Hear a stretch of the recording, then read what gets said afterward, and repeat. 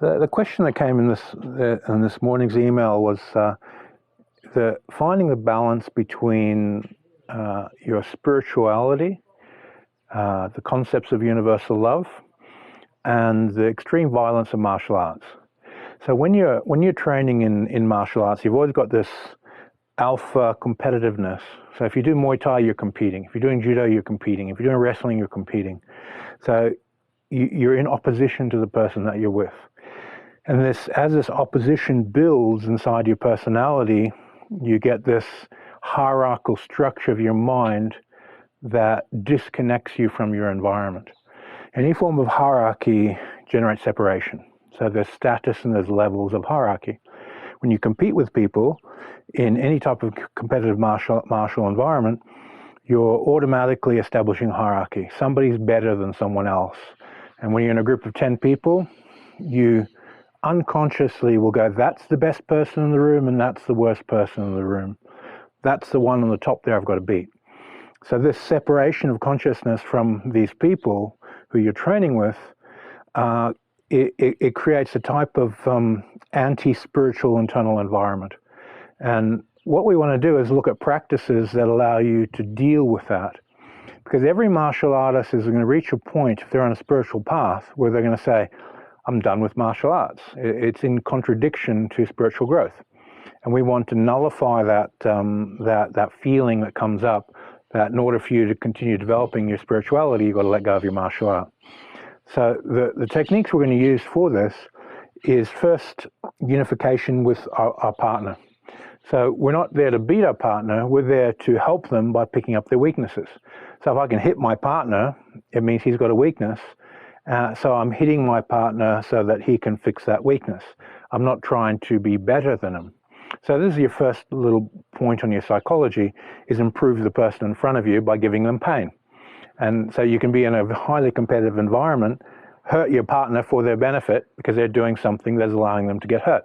So for competitive people, that's a bit reverse psychology, but it works.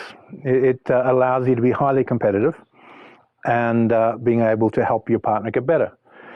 So you're not reinforcing weaknesses within your partner, you're bringing them to the surface and fixing them. So from that type of a training environment, there's a good starting point. The exercise we're actually going to work on is a type of mindfulness. What we want to do is separate the problem comes in when your competitive mind and intentional mind fuses into the activity you're doing. You get a separation of you from your environment and the people in your environment. But if you observe the intention, so you separate the intending mind and the observing mind gets a unification while the intending mind does the drill. So we want to separate these two qualities as quickly as possible. So simple exercises. I throw a punch. He's never done this drill, so he's going to have to learn fast. He parries the punch and stay on my center. Well, there, good. And then he punches back and I parry. And then I punch and he parries. And we have this rhythm. Now, I'm not putting a high level of intention. I'm just thinking about the movement. He's thinking about the movement. And from here, I want to observe my body and energy intend, and then I want to observe that happening. So the observer and the intender get separation. If my mind shoots forward into him, I lose discernment, and I get caught in the competitiveness of the activity. So this simple timing exercise, I sit back and watch myself do it. Initially, you have to think, how do I do it? And once you're there, then we go into observing how you're doing it. And here, I want to be on his base. So I want to be touching his feet. So I want to feel my connection to his base. And then as he touches, he gets in, rolls down underneath. Now he's got my base. And I observe that taking place as I'm going through this. And then I observe his center of gravity and his balance point. So his energy is a little bit forward. His intention is a little bit forward of his balance point. So he's more easily susceptible to get pulled out. And I just pay attention to the conditions of what I'm doing. So the observer is working and watching, and the intender is doing. And the more we can get separation between these two inside every martial activity that we're doing, we get a type of harmony through the observer. So it's not actually a competitive environment. And then we can go back to that first part of the drill where I'm picking up weaknesses within my partner through that observation part of my awareness, and then putting my strikes in to help him feel pain so that he doesn't make the same mistake. If I was just to say, oh, you're making a mistake there, and he doesn't feel any pain, he's not going to fix it. But if he gets hit and his ego gets a little bit damaged, straight away he's going to go, I'm not going to let that happen again. And then he corrects it. And through that, him observing his body intending, he's making corrections that the partner is giving them to make. So you start off your sparring it's not really sparring, it's more like a timing exercise for developing awareness, separating intention from observer, establishing the timing of the exercise, and adding new movements in.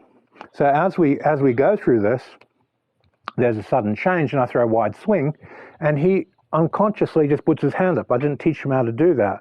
And then we'll go, okay, how can we optimize this shape? So we might turn that there, hook down, and then ground that out onto my arm so that he can ground my force. And then he throws a punch, and we keep flowing. So every technique that I give to my partner, I'm just simply adding it into this mix, and then he grounds it out, neutralizes it, and then we're back into the flow again.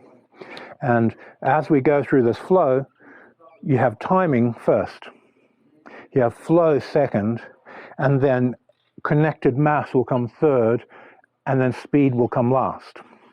And what this does, from just a purely functional point of view, you're inputting learning through its direct application. If I was to do this in the air, I'm learning how to punch air, and I'm getting no timing, and it'll have no context within my mind if someone attacked me, I had to punch them. So these types of exercises, he can get through and hit me, and I can get through and hit him. We're within this range that we can strike each other. And as his mind and body is adapting to learning the new techniques, he's learning it slowly in the context of function, how it's going to be used. That means he's getting timing. If you look at the top 10 fighters in any weight division in UFC, you can see one of the best timings on the top. And it's that timing and consistency in their timing which makes them great fighters. If they haven't got that timing, they're always going to be just a bit less. They're never going to hit the top unless they're having a really good day, and then they're not going to be able to keep that title.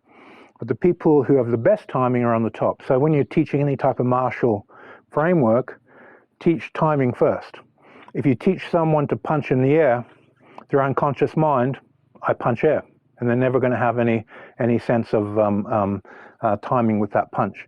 And then when you try and get them to actually apply it in a drill, they're going to be awkward because the neurogenesis of their brain didn't learn how to punch an object, didn't learn any timing when they learnt it. So timing first, flow.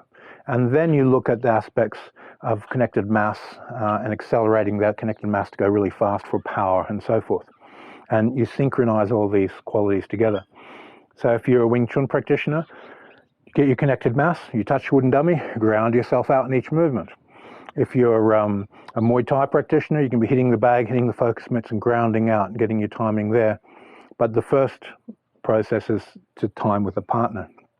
Now when we put the mindfulness practices into this, you'll find there'll be a space between the observing mind and the intentional mind.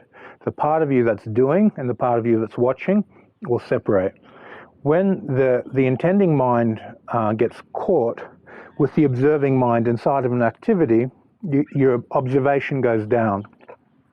And you can see this, if you were to punch a bag with all the power you have, your discernment will go down so low you might even miss the bag. Your targeting will be weak. Everything will diminish. So what we're really after is to increase the amount of intention while observing the intention so we can keep targeting, we can keep timing, we can keep awareness of all the other things that are happening inside the drills. And then from there, we keep training this mindfulness of intention and separate them. Now, what happens if you take any movement pattern and you're very mindful of it as you do it? You create stillness. Stillness is a byproduct. And people's movements in Tai Chi, they say it's like it's coming from afar. So if you're observing what you're doing and observing your partner and observing the activity, you get more of a time gap in your perception. And this gives you the sense of, oh, here it comes, and you know exactly where to be at the right place and the right time. This mindfulness that we're training accumulates as a type of stillness between you and the object that you're observing, and this nullifies that problem that martial artists get where their observing mind fuses in the intending mind and it becomes a competition. That's what leads to a breaking point in someone's spirituality, where they can't balance martial intention and spiritual growth. This still space between the two is what you cultivate to overcome that duality, where you're working with a partner to make them better by inflicting pain on them.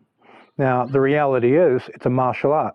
No pain, no gain. If I don't hurt my partner by making them feel, oh, I made a mistake, they're simply not going to learn. I haven't seen any martial arts system develop a real fighter that's really efficient without using the no pain, no gain strategy of inflicting pain when they make a mistake, pushing them to experience pain to train harder. Pain is your teacher. Now, the last part of that pain equation is every time it hurts, smile. You have to be a bit of a sadomasochist to be a good martial artist. You've got to feel, oh, this hurts, I want more. And the only way you can want more pain and train harder is by smiling.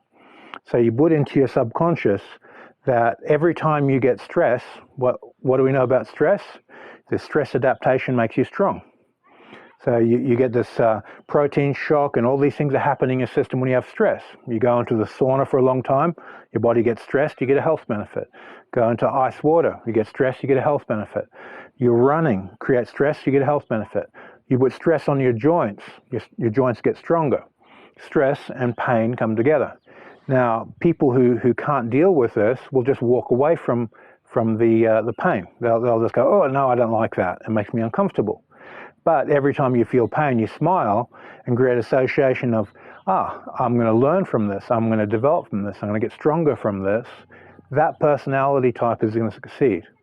And if you've been around world champions, they have this built in.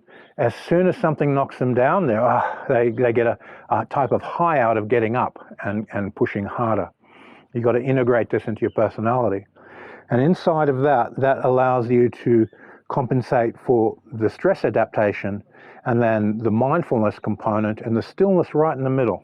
You get these basic building blocks correct from the beginning, and you can train martial arts your whole life and develop it as a spiritual development tool and actually be a real martial artist, not someone who's doing something fake that's not going to work. So all these parts of the equation have to come together. As you know, you look at any martial art that's out there, and there's a high probability it's going to be a fake martial art. If that person had to defend themselves on the street, the probability of it working would be very, very low because they haven't got these key components. They're not experiencing pain every day, they're not experiencing stress adaptation every day, and they're not overcoming a constant series of solving puzzles of how to get better at their martial art. Most of the time, they're not being given the intellectual freedom to become better. They're told, this is a traditional model, you have to do it like this. And what we know about evolution, that doesn't work. You have to be given complete intellectual freedom to solve the puzzle. Now, if someone gives you a martial stress that's outside of your martial art, like a wrestler taking you down and you're a practitioner of a traditional Taekwondo style that's never been exposed to that, your style may not have the solution to that. So you're inside of a box that can't solve the puzzle. So you have to have this intellectual freedom to be like a MMA practitioner where it goes completely outside the box and thinks, how am I going to solve this? That art over there has a solution. I'll grab that solution. And that's where the group consciousness has gone in martial arts. Because after the year 2000, guess what? We got intellectual freedom. Internet popped up, all this information is there, and we're free to think the way we want. Traditional martial arts declined, and open, free-thinking martial arts increased. Now, when you take all these internal principles and you put them into this type of freedom of thinking, you end up with a much higher level of martial art. Why? Because you're removing the boundaries and all the benefits of the way MMA practitioners think. You're removing all the boundaries of the way internal martial artists think. You're putting it all together. You're tuning your fascia instead of the muscle to working at high levels of efficiency. You're taking the psychology from Buddhism on mindfulness and incorporating that. You're taking the alchemy of Taoist Qigong and you're putting all that in. You're taking the metaphysical framework of Hermetics and incorporating all that with a complete sense of freedom to evolve your spirituality and your martial arts together to peak it out. You have intellectual freedom to do what you want to do. And this freedom is what allows people to get good. If you don't give them freedom, they're never going to be very good. They're always going to be pushing the brakes when they're training. All right, so the core of this video is a balance of mindfulness and intention, observing and intending and accumulating the stillness. The greater that stillness is, the greater the intuitive insight into what my partner is going to do, and his movement feels like it's coming from afar. That's the key. You get that element there, and the unity with your partner starts to take place. You don't feel like it's a hierarchy where you're trying to beat your partner, you're helping them through the training. And when you own somebody, it's because they're a part of your structure and mind, inspiring. So you have to unify with someone to beat them. And so in a competitive environment, or should I say a true martial arts environment, where you're testing everything you're doing through the spirit of competition, this is essential, that you get this mindfulness there so that you're not really competing with the person, you're making them better by beating them, inflicting pain on them. Remember, pain is your best teacher as a martial artist. It's not like art and other arts. Martial arts is the art of pain and how to inflict stress and do stress adaptation to get good. So I've used this word pain a lot because it's very, very important. People who understand it get good, and people who don't are delusional. You really have to master how you put stress on your body, how you stress your body in a healthy way, how you stress your emotions in a healthy way, and how you stress your mind in a healthy way to get stronger. And this is your key element to mastering and transcending all these different types of stress through mindfulness, separating intention and awareness, creating underlying stillness inside the center of gravity of your mind, so that your partner's intentions feel like they're coming from a distance. And this is your basics. So Dave, if this answers your question from your email on finding the balance between spirituality and martial arts and that conflict, I think this will help you with that. Thanks for your time, guys, and we'll see you in the next video.